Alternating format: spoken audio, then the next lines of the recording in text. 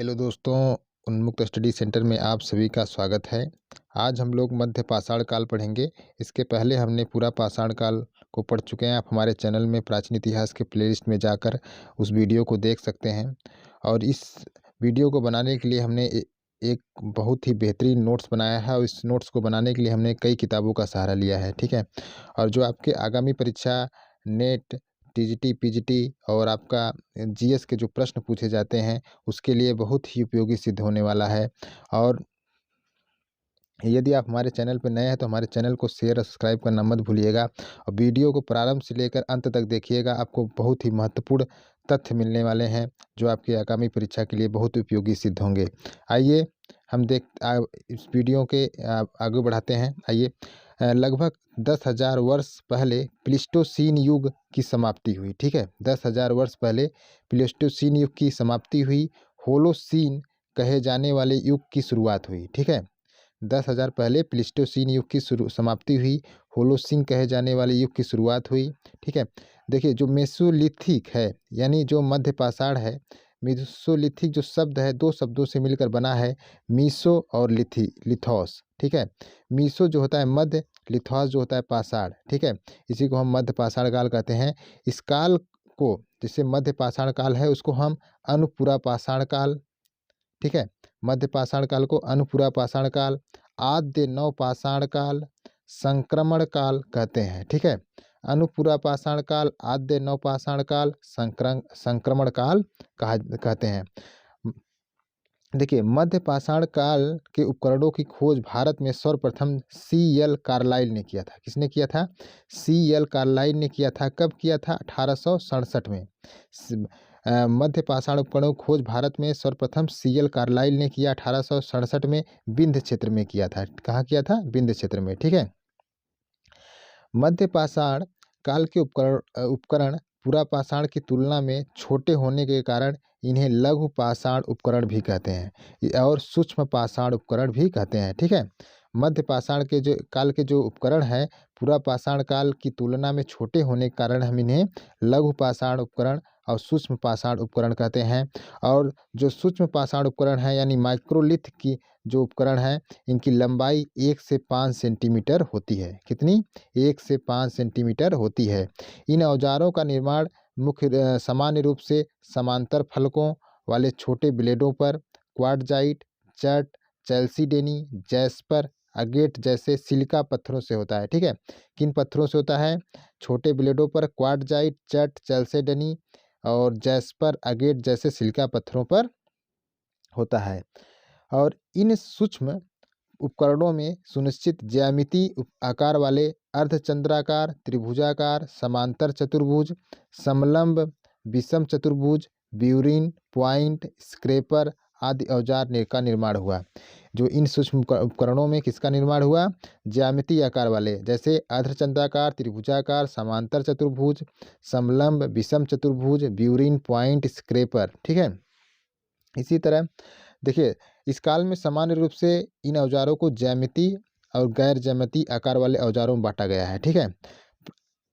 और इस काल में प्रक्षेपास्त्र तकनीक का विकास हुआ है। जो सबसे महत्वपूर्ण क्रांति थी, महान तकनीक क्रांति थी प्रक्षेपास्त्र तकनीक, जिसे तीर कमान, ठीक है, का विकास इस काल में हुआ था, मध्य पाषाण काल में, याद रखिएगा। और दूसरा जो है, लकड़ी के डोंगी के सर्वप्रथम निर्माण का श्रेय मध्य पाषाण को जाता है। ठीक है, लकड़ी के डोंगी के सर्वप्रथम निर्माण का श्रेय किस काल में जाता है? मध्य पाषाण काल को। भारत में मानव अस्थिपंजर सर्वप्रथम किस काल में मिले? मध्य पाषाण काल में मिले थे। ठीक है, शवों को दफनाने की प्रक्रिया की शुरुआत मध्य पाषाण काल में हुई थी, याद रखिएगा। ठीक है, प्रक्षेपास्त्र तकनीक यानी तीर कमान की खोज, लकड़ी के डोंगी का निर्माण, और भारत में मानव अस्थिपंजर और शवों को दफनाने की जो प्रथा की शुरुआत हुई वह मध्य पाषाण काल में हुई। ठीक है। अगला जो है फ्लूटिंग। फ्लूटिंग क्या है? फ्लूटिंग मध्य पाषाण युगीन औजार बनाने की तकनीक है। क्या है? फ्लूटिंग क्या है? मध्य पाषाण युगीन औजार बनाने की तकनीक है। अब आते हैं कुछ मध्य पाषाणकालीन स्थल हैं जो बहुत ही महत्वपूर्ण हैं, इसको हम देखते हैं। देखिए, जो आपका बेलन घाटी में ही है चोपनी मांडो। चोपनी मांडो जो है की खोज जो है बीबी मिश्रा ने किया था। किसने किया था? बीबी मिश्रा। इलाहाबाद स्थित इस स्थल की खोज बीबी मिश्रा ने की थी। आखेट संग्राहक स्तर से प्रारंभिक कृषि में संक्रमण की शुरुआत बेलन घाटी के चोपनी मांडो नामक स्थल से होती है। ठीक है, आखेटक संग्राहक स्तर से प्रारंभिक कृषि में संक्रमण की शुरुआत जो है बेलन घाटी के चोपनी मांडो नामक स्थल से देखी जा सकती है। आगे, यहाँ से खुदाई के दौरान 1.55 मीटर मोटा अधिवास निक्षेप प्राप्त हुआ है। कितना? चोपनी मांडो से खुदाई के दौरान 1.5 मीटर मोटा अधिवास निक्षेप प्राप्त हुआ है, जिससे 3 कालों में विभाजित किया है। कितने कालों में? 3 कालों में। सबसे निचला जो है एपी पैलियोलिथिक, दूसरा तीसरा स्पष्ट रूप से महापाषाणी स्तर है। ठीक है, जो आपका द्वितीय कालखंड है द्वितीय कालखंड को भी 2 भागों में विभाजित किया गया, 2A 2B। कितने? 2A 2B में 2A में गैर ज्यामितीय आकार वाले माइक्रोलिथ जैसे फलक, बेधक, खुरचनी और अग्र आदि, तो ठीक है, उपकरण मिले हैं। 2A में कौन से उपकरण मिले हैं? गैर ज्यामितीय। ठीक है, कालखंड 2B में जो है ज्यामितीय आकार वाले सूक्ष्म औजार मिले हैं। ठीक है, और कालखंड जो 3 है उसमें हस्त निर्मित मृदभांड और रस्सी से बनाए हुए निशान के चिन्ह मिलते हैं। ठीक है, कालखंड 3 से हस्त निर्मित मृदभांड और रस्सी से बनाए हुए निशान के चिन्ह मिलते हैं। और यहाँ से भेड़ बकरियों तथा अन्य मवेशियों की हड्डियाँ मिली हैं। भेड़ बकरियों तथा अन्य मवेशियों की हड्डियाँ मिली हैं। इसके अलावा न्याही हथौड़ा, सिलबट्टा, पत्थर के छल्ले भी यहाँ से मिले हुए हैं। और इस काल से प्रायः 13 गोलाकार और अंडाकार झोपड़ियों के चिन्ह मिलते हैं। किस मध्य पाषाण काल से चोपनी मांडो से क्या मिलता है? 13 गोलाकार अंडाकार झोपड़ियाँ के चिन्ह मिलते हैं। गोलाकार झोपड़ियों का जो व्यास था 3.3 मीटर था गोलाकार, और अंडाकार झोपड़ियों का जो आकार था 4.7 मीटर गुणे 3.3 मीटर था। और इन झोपड़ियों के बाहर 3 अंगीठी मिली है, और भंडारण के लिए बांस और मिट्टी की बनी हुई कोठरियों के अवशेष भी मिले हुए हैं। ठीक है, और मध्य पाषाण काल के अंतिम चरण में जंगली चावल के भी प्रमाण भी मिले हुए हैं। ठीक है, और अगला जो हमारा स्थल है सराय नाहर राय। अगला जो हमारा स्थल है क्या है? सराय नाहर राय। और देखिए, उत्तर प्रदेश के प्रतापगढ़ का सराय नाहर राय गंगा के किसी प्रवाहिक मार्ग से बनी किंतु अब शुष्क हो चुकी एक गोखुर झील के किनारे अवस्थित है। यहाँ से ज्यामिति, सूक्ष्म पाषाण औजार, जानवरों में जंगली बकरा, गैंडा, हिरण, मछली, कछुओं की हड्डियों के अवशेष मिले हैं। इनके निवास क्षेत्र की परिधि में भी 2 कब्र देखे जा सकते हैं। ठीक है, इनके निवास क्षेत्र की परिधि में भी 2 कब्र देखे जा सकते हैं, जिनके आकार लगभग बेलनाकार हैं। आवासीय क्षेत्र के अंदर ही बेलनाकार गड्ढे में 11 मानव समाधानों के चिन्ह मिले हैं, जिनमें 9 पुरुष, 4 महिलाएं और 1 बच्चों का कब्र है। ठीक है, पुरुषों की उम्र जो है 16 से 35 वर्ष है, और महिलाओं की उम्र जो है 15 से 35 वर्ष के बीच अनुमान लगाई गई है। दफनाए गए एक कंकाल की पसलियों में एक तीर धंसा हुआ मिला है। ठीक है, जो दफनाया गया कंकाल है वह सराय नाहर से जो मिला हुआ है उसमें पसलियों में एक तीर धंसा हुआ है। इन कब्रों के अंदर सूक्ष्म पाषाण पशुओं की हड्डियां, सीपियों को रखा गया है। एक कब्र में 4 व्यक्तियों के कंकाल अवशेष एक ही कब्र के अंदर पाए गए हैं। एक कब्र में 4 व्यक्तियों के कंकाल जो हैं एक ही कब्र में पाए गए हैं। कुछ लोगों के दांत रोग से भी पीड़ित थे। केसी ओझा द्वारा इस स्थल की खोज की गई थी। सराय नाहर की खोज केसी ओझा द्वारा की गई थी। मानवीय आक्रमण युद्ध के प्राचीनतम साक्ष्य यहीं से मिला हुआ है। सराय नाहर राय से जो है मानवीय आक्रमण युद्ध के प्राचीनतम साक्ष्य के अवशेष मिले हुए हैं। दोनों ओर धरावली, छुरी, अस्थि निर्मित बाण, चक्की के समान उपकरण भी यहाँ से मिले हुए हैं। आगे बढ़ते हैं। अगला आपका है महादहा।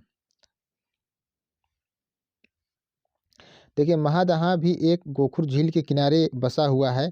इसकी खुदाई में 7 सेंटीमीटर मोटा अधिवासी निक्षेप प्राप्त हुआ।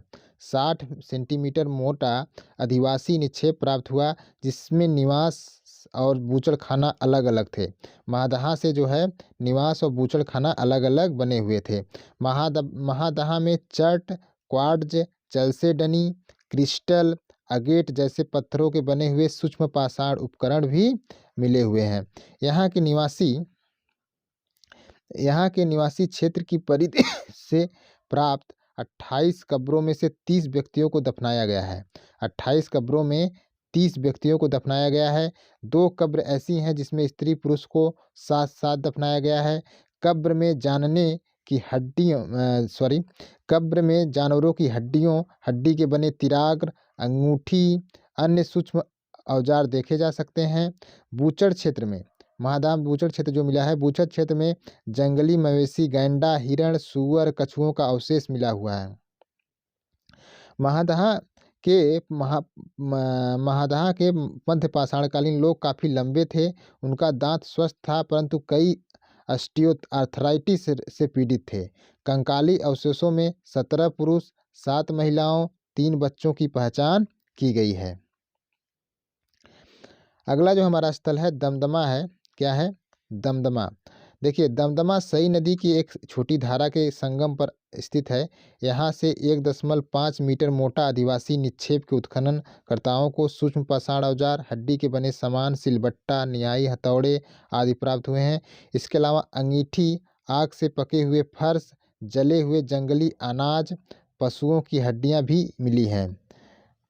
कुल 41 मानव कब्रों में से 4 कब्रों में से एक अधिक मानव कंकाल मिले हुए हैं। कुल 41 मानव कब्रों में से 4 कब्रों में से एक अधिक मानव मिले हुए हैं।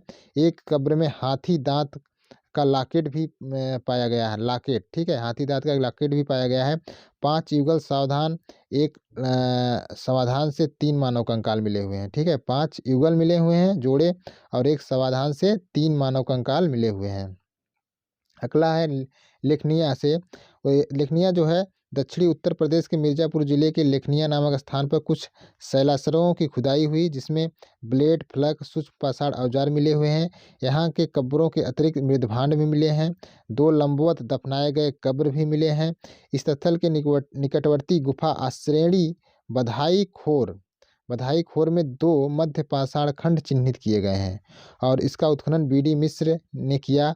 यहाँ से सर्वाधिक 17 नरकंकाल मिले हुए हैं, जिनका समाधान पश्चिम से पूर्व है। अगला जो स्थल है पैसरा आपका महाराष्ट्र में है। पैसरा महाराष्ट्र में 105 वर्ग किलोमीटर में एक महापाषाणकालीन चबूतरा चिन्हित किया गया है। सूक्ष्म पाषाण औजार के अलावा पास बनाए गए छोटे बड़े चूल्हे पाए गए हैं। हालांकि यहाँ एक मौसमी आश्रयणी प्रतीत होता है। ठीक है, जो पैसरा आपका महाराष्ट्र में है, ठीक है, यहाँ से एक महापाषाणकालीन चबूतरा चिन्हित किया गया है। अगला आपका बीरभानपुर है। बीरभूनबान का बंगाल में है। इसका उत्खनन जो है 1954 में बीबी लाल ने किया था, याद रखिएगा। बीरभानपुर का जो उत्खनन है 1954 में बीबी लाल ने किया था। दामोदर नदी घाटी में स्थित बर्धमान जिला, पश्चिम बंगाल के बीरभानपुर पूरा स्थल में स्थानीय रूप से उपलब्ध चट, चालसेडेनी और क्वार्ट्ज के मध्य पाषाण औजार मिलते हैं। यह आवासीय एवं औजार निर्माण कार्यशाला था। यह जो था आवासीय एवं औजार निर्माण कार्यशाला दोनों है। ठीक है, अगला आपका बागोर है। बागोर आपका भीलवाड़ा पूर्वी राजस्थान में है। सबसे विधिवत रूप से प्रतिवेदित मध्य पाषाण युगीन स्थल है। ये राजस्थान में भीलवाड़ा से 25 किलोमीटर पश्चिम कोठारी नदी के निकट एक बालू के टीले पर बसा हुआ है। बी.एन. मिश्र के द्वारा इसका उत्खनन हुआ। किसके द्वारा? बी.एन. मिश्र के द्वारा इसका उत्खनन हुआ। यहाँ से 3 पुरातन कालों को चिन्हित किया गया है। यहाँ से बागोर से 3 पुरातन कालों को चिन्हित किया गया है। पहला आपका है मध्य पाषाण युग, दूसरा है आपका ताम्र पाषाण युग, तीसरा आपका है लौह युग। ठीक है, सूक्ष्म पाषाण औजार 3 कालखंडों में मिलते हैं, किंतु मध्य पाषाण युग में अधिक मिलते हैं। ठीक है, बूचड़ खाना के प्रमाण मिले हैं। यहाँ से बागोर से बूचड़ खाना के प्रमाण मिले हैं। यहाँ सिर्फ एक कब्र मिला हुआ है। अन्य सामग्री पत्थर, छल्ले, गेरू के टुकड़े, सिलबट्टों और सीसाई पत्थर आदि का उल्लेख किया जा सकता है। पशुओं की हड्डियां में जंगली मवेशी, दो तरह की हिरण, सूअर, लोमड़ी, चूहा, सांड, कछुआ, मछली आदि के अतिरिक्त पालतू भेड़, बकरियां और मवेशियों आदि के अवशेष प्राप्त हुए हैं। यहाँ से वृत्ताकार झोपड़ियों के साक्ष्य मिले हुए हैं। ठीक है, तो बागोर से जो है वृत्ताकार झोपड़ियों के साक्ष्य मिले हुए हैं। यहाँ से पशुपालन के प्राचीनतम साक्ष्य मिला हुआ है। ठीक है, पशुपालन का प्रांत पशुपालन के यहाँ से प्राचीनतम साक्ष्य मिला हुआ है। और जिसे महासतियों का टीला कहा जाता है। क्या कहा जाता है? महासतियों का टीला कहा जाता है। बागोर आवास स्थल भारत का सबसे विस्तृत आवास स्थल है। और बागोर से एक ऐसा मानव कंकाल शीर्ष जो पूर्व दिशा में मिला है, जिसके ग्रीवा के सिरुक में एक मुस्लिम काल का सिक्का चिपका हुआ है। एक ऐसा मानव कंकाल मिला हुआ है जिसके ग्रीवा कसेरुक में एक मुस्लिम काल का सिक्का चिपका हुआ है। एक मानव कंकाल में गले में पत्थर और हड्डी निर्मित 36 गुरियों की माला मिली हुई है। 5 ताम्र उपकरणों में एक भाला, 3 बाण, एक तकुआ नुमा छड़ मिला हुआ है। ठीक है, 5 उपकरणों में। दक्षिण के कर्नाटक के निकट जलहल्ली और कीबनहल्ली, कौन? जलहल्ली और कीबनहल्ली, गोवा, नागार्जुन कोंडा, रेनीगुंटा में मध्य पाषाण के उपकरण मिले हैं। चेन्नई के दक्षिण में टेरी कहे जाने वाले बलुआई टीलों से तथा इसके अतिरिक्त विशाखापत्तनम के तटीय क्षेत्र में स्थित चंद्रम पालेम, पारादेसी पालेम, रूसी कोंडा स्थानों से भी मध्य पाषाणयुगीन मछुआरे समुदाय के प्रमाण मिले हैं। टेरी स्थल की खोज रॉबर्ट ब्रूस फुट ने की थी। किसने की थी? रॉबर्ट ब्रूस फुट ने की थी। अगला आपका है लहुराबीर। देखिए, लहुराबीर जो यूपी के संत कबीर नगर जिले में स्थित है। लहुराबीर से भारतीय उपमहाद्वीप में कृषि किए जाने का प्राचीनतम साक्ष्य मिलता है। ठीक है, कृषि किए जाने का प्राचीनतम साक्ष्य मिलता है। चावल का यहाँ प्राचीनतम साक्ष्य मिला है। महत्वपूर्ण है कि मेहरगढ़ से प्राप्त कृषि का साक्ष्य 7000 ईसा पूर्व का है, जबकि लहुरा देव का काल जो अवधि है 8000 से 9000 ईसा पूर्व है। आगे बढ़ते हैं। मध्य पाषाणयुगीन कला। तो राजस्थान में चंदावती से प्राप्त चट पर उत्कीर्ण ज्यामिति डिजाइन मिला हुआ है। ठीक है, राजस्थान के चंदावती से प्राप्त चट पर उत्कीर्ण ज्यामिति डिजाइन मिला हुआ है। हड्डी से बनी हुई कुछ सामग्रियों भीमबेटका से भी मिली हैं। हड्डी से बनी कुछ सामग्रियों भीमबेटका से भी मिली हैं। एक मनुष्य के दांत पर पर भी कुछ अंकित है, जिसे पुणे के डेक्कन कॉलेज में रखा गया है। ठीक है,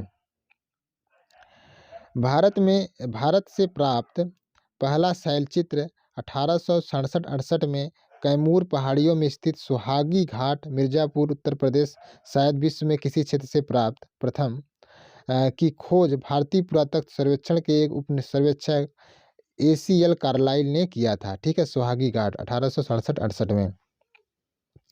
अगला हमारा जो है भीमबेटका है।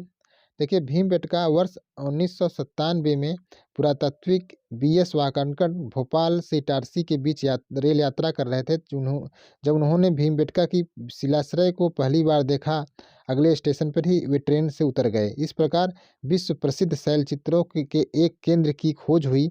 भीमबेटका 7 पहाड़ियों की श्रृंखला में से एक है। ठीक है, भीमबेटका जो है 7 पहाड़ियों की श्रृंखला में से एक है। यहाँ से प्राप्त 642 गुफा श्रेणियों में से 400 में शैलचित्र देखे जा सकते हैं। ठीक है,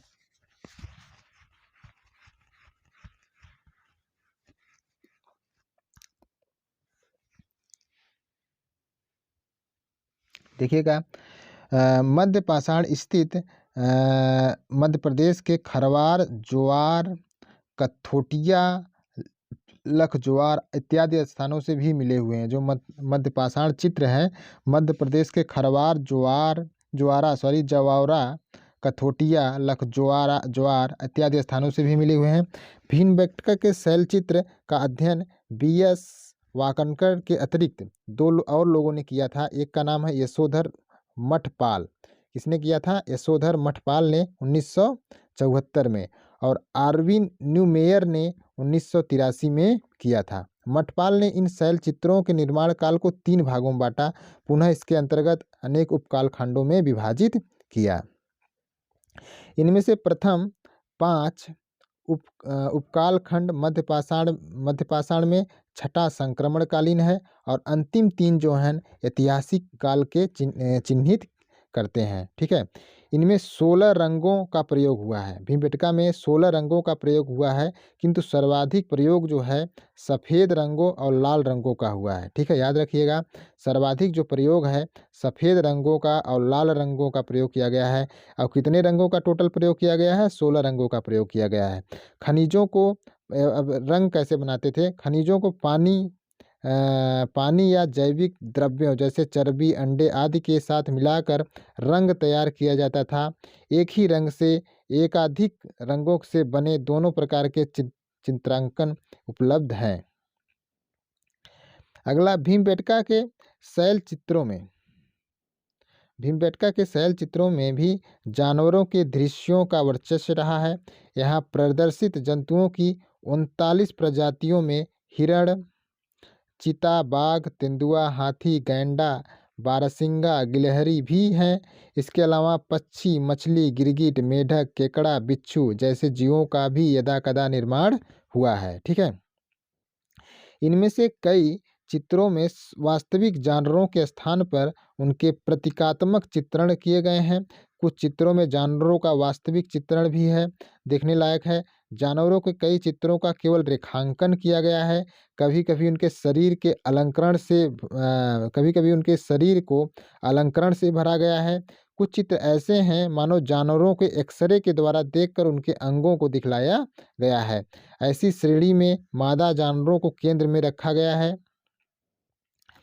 शिकार के चित्रों के अतिरिक्त जानवरों के शांत अवस्था में भी दिखाई गई कई चित्र अंकित किए गए हैं।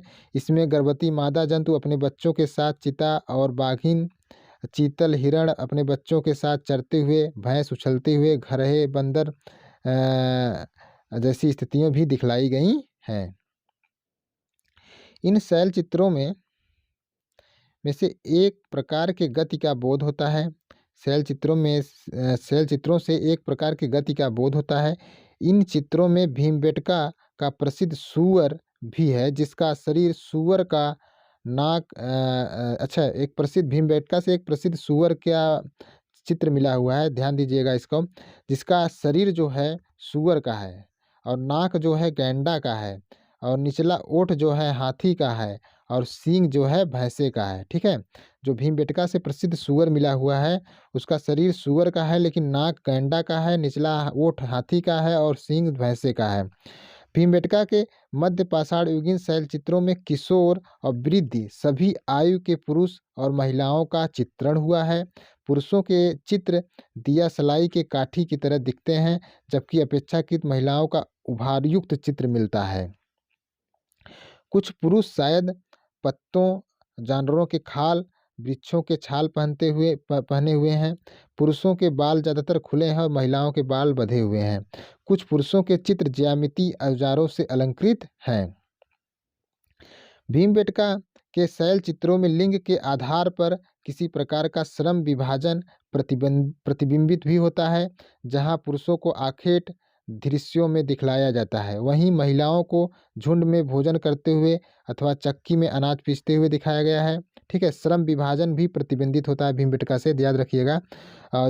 जहाँ पुरुषों को आखेट दृश्यों में दिखलाया गया है, वहीं महिलाओं को झुंड में भोजन करते हुए या चक्की अनाज पीसते हुए दिखलाया गया है।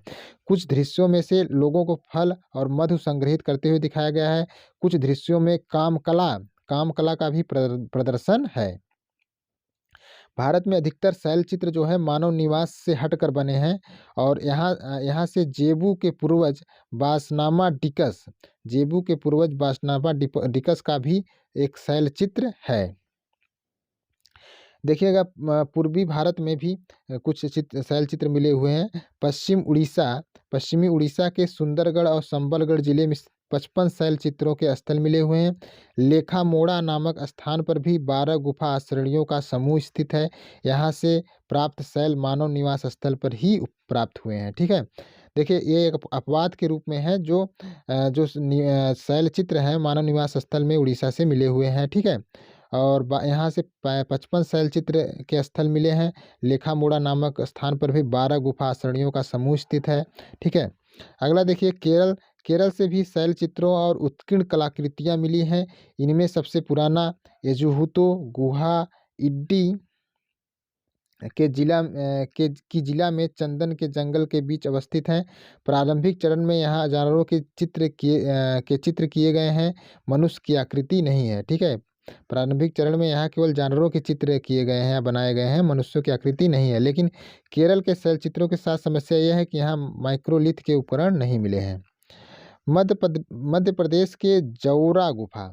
मध्य प्रदेश के जौरा गुफा आसरणियों से प्राप्त ऐसे एक चित्र के विषय में कहा जाता है कि यह पृथ्वी, आकाश और अग्नि संबंधी धारणा की प्रारंभिक अभिव्यक्ति है।